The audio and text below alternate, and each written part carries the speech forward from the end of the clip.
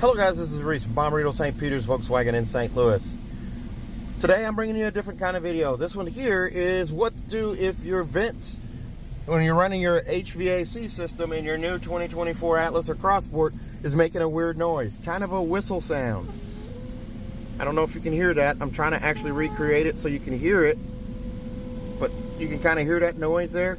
I've gotten that complaint a couple of times about the noise that makes.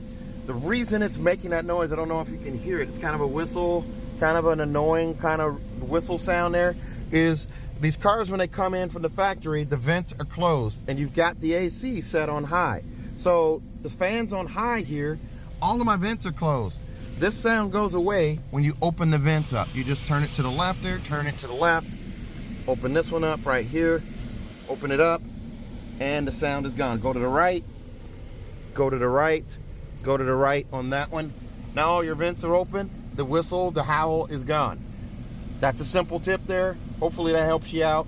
A lot of people figure that out on their own, but I've got enough people who ask me questions about it where I figured I'd do a video on it. Hope this helps you. Everybody stay safe, stay healthy, have a great day. Thanks a lot. You got any questions, leave them in the comments below.